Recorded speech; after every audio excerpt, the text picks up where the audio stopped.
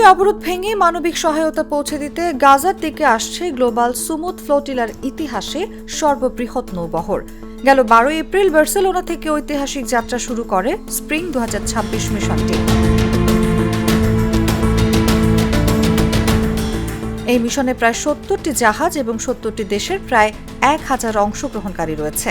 এটি সেপ্টেম্বর 2025 সালের আগে মিশনের তুলনায় অনেক বড়, যেখানে 42টি নৌযান এবং 462 জন অংশগ্রহণকারী ছিলেন।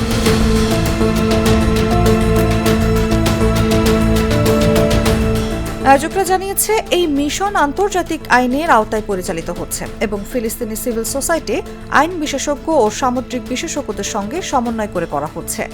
এতে গ্রিন পিস ও ওপেন আর্মসের মতো আন্তর্জাতিক সংস্থার অংশগ্রহণ রয়েছে এবং বার্সেলোনা সিটি প্রশাসনও সমর্থন দিচ্ছে।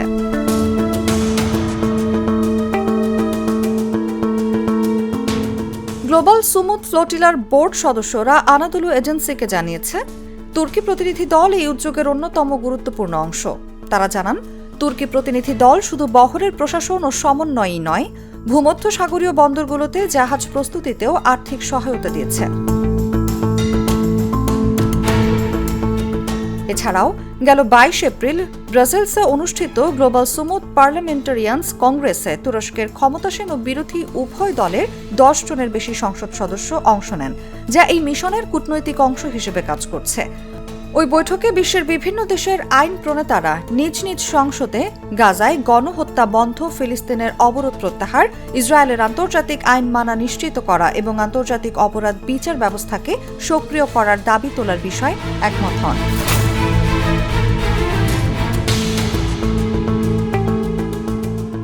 এই উদ্যোগ ইসরায়েলের ওপর আন্তর্জাতিক রাজনৈতিক চাপ বাড়াতে সহায়তা করবে এবং একটি আরও স্বাধীন বিশ্ব গঠনের পথে সমন্বিত প্রচেষ্টার মাধ্যমে এগিয়ে যাবে বলে মনে করেন গ্লোবাল সুমুদ ফ্লোটিলার বোর্ড সদস্যরা।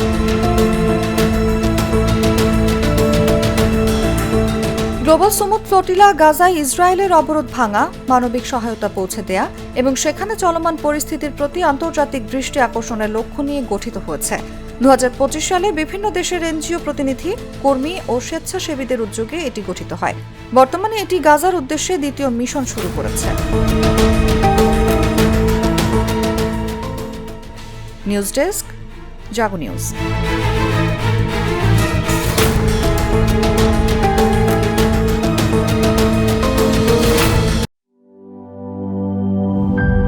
ইউরোপ, এশিয়া, আমেরিকা, যেখানে যাই বিশ্বের 145টি দেশে আজ ফ্রুটো পাই।